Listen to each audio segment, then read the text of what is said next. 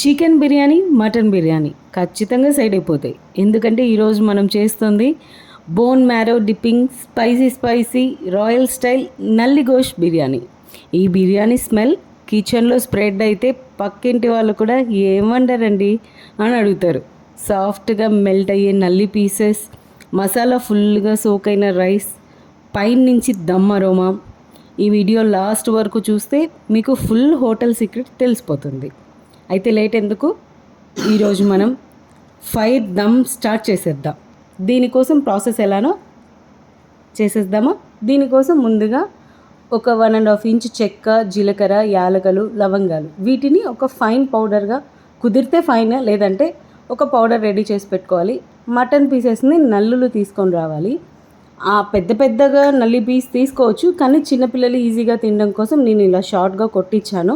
ఆ నల్లి పీసెస్ జ్యూసీగా ఉంటాయండి. దానికి కొంచెం అంత కీమా కూడా యాడ్ చేస్తే మధ్య మధ్యలో క్రంచీగా తగులుతూ చాలా టేస్టీగా ఉంటుంది.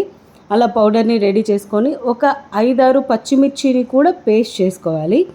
దీనికోసం అల్లం వెల్లుల్లి పేస్ట్ని కూడా రెడీగా చేసి పెట్టుకోవాలి. ఈ 3 ప్రాసెస్ రెడీ చేసుకున్నాక మటన్లో ఈ పౌడర్ని సగం వేసుకొని, ఆ పచ్చిమిర్చి పేస్ట్, అల్లం వెల్లుల్లి పేస్ట్ వేసుకొని, టేస్ట్కి సరిపడా ఉప్పు, కారం, గరం మసాలా, ధనియాల పొడి, జీలకర్ర మనం ఆల్రెడీ యాడ్ చేసాం కాబట్టి జీలకర్ర పొడి యాడ్ చేయాల్సిన పని లేదు. పసుపు, కొంచెం అంత కొత్తిమీర, పుదీనా, కొంచెం అంత ఫ్రైడ్ ఆనియన్స్, బిర్యానీ ఆకు, బిర్యానీ పువ్వు, స్టార్ అనాస్ వీటన్నిటినీ కూడా కలుపుకొని మసాలాలన్నీ పీసెస్కి అంతా బాగా పట్టేలాగా బాగా కలుపుకోవాలి. ఒక 5 మినిట్స్ అలా కలిపాక దానికి ఒక చిన్న ప్యాకెట్ అంత పెరుగు కూడా యాడ్ చేసుకొని ఈ స్పైసెస్ మసాలాలన్నీ బాగా పట్టేలాగా ఒక 1/2 అవర్ దాకా మ్యారినేట్ చేసుకొని ఆ 1/2 అవర్ టైంలో మనం రైస్కి సరిపడా బియ్యంని కడుక్కొని బాస్మతి రైస్ని పక్కన పెట్టుకోవాలి, నానబెట్టుకొని 3 టమోటాస్ని కూడా పేస్ట్ చేసి పక్కన పెట్టుకోవాలి. ఇప్పుడు మటన్లో ఒక ముక్కలు మునిగేంత వరకు నీళ్ళు వేసుకొని ఒక 5-6 విజిల్స్ పెట్టుకోవాలండి. ఇప్పుడు ప్యాన్లో ఆయిల్, మనం ఫ్రైడ్ ఆనియన్ చేసిన ఆయిల్, దాంట్లో కొంచెం అంత నెయ్యి కూడా యాడ్ చేసి మనం వాష్ చేసి పెట్టుకున్న కీమాని కూడా వేసి ఆ కీమాలో వాటర్ అంతా ఎవాపరేట్ అయిపోయేంత వరకు ఆ నెయ్యిలోనే రోస్ట్ చేసుకోవాలి. ఆ నెయ్యిలో కీమా రోస్ట్ అవుతున్నప్పుడు వచ్చే స్మెల్ మాటల్లో చెప్పలేము.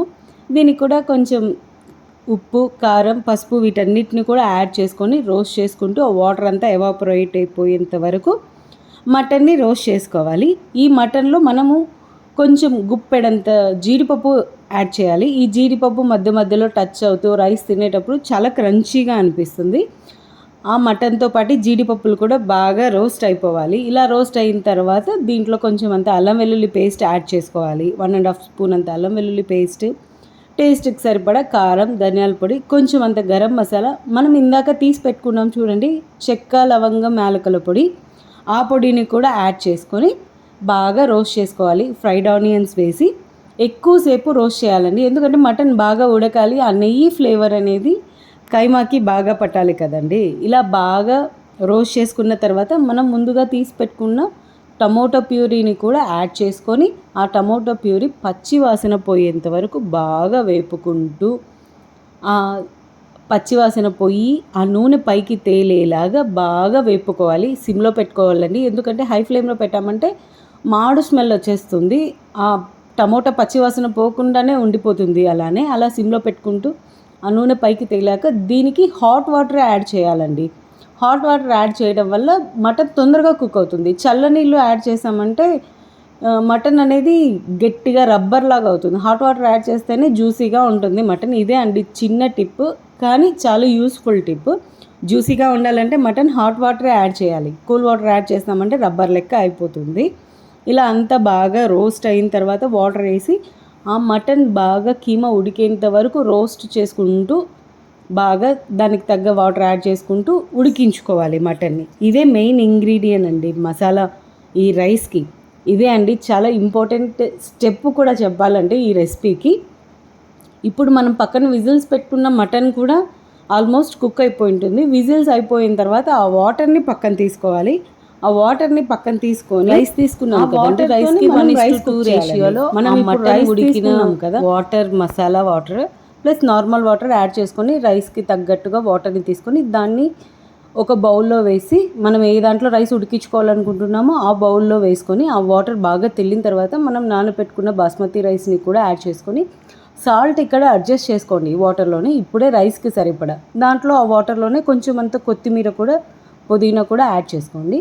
ఇప్పుడు మనము ఆ టమోటా కీమా గ్రేవీలో ఉడికించుకున్న మటన్ని కూడా వేసుకుంటూ బాగా సిమ్లో పెట్టుకొని బాగా రోస్ట్ చేయాలండి. ఇలా రోస్ట్ చేయటం వల్ల ఆ నెయ్యి ఫ్లేవర్ మన పెద్ద పీసెస్కి కూడా బాగా పడుతుంది. ఇప్పుడు రైస్ని కూడా దమ్కి పెట్టడానికి వాటర్ అంతా ఎవాపరేట్ అయిపోయిన తర్వాత దాని మీద కొంచెం అంత కొత్తిమీర పుదీనా మనం పక్కన తీసి పెట్టుకున్న బ్రౌన్ ఆనియన్ని కూడా యాడ్ చేసుకొని దీన్ని దమ్ముకు వదిలేయాలండి. ఈ రైస్లో కూడా కొంచెం అంత చెక్క లవంగం ఇలాచీ పౌడర్ తీసుకున్నాం కదండి, అది కూడా యాడ్ చేసుకొని పైన కొంచెం అంత నెయ్యి కూడా యాడ్ చేసుకొని అలా దమ్కి వదిలేయాలి. దీంట్లోనే పైన కీమా స్టఫ్ చేసుకొని దమ్ వదలొచ్చు, కానీ అది మిక్స్ అయిపోయి ఒకలాగా అయిపోతుంది. ఇలా మనం రైస్ పెట్టి దాని మీద కీమాని పెట్టి ఆ మటన్ పీసెస్ని పెట్టి సర్వ్ చేసుకుంటే ఆ టేస్టే వేరు. ట్రై చేశాక మీరే చెప్తారు ట్రై చేయండి, టేస్టీ రెసిపీ ఇంత ఈజీయా అని చెప్పి. దీనికోసం హోటల్ వెళ్ళామా అని చెప్పి.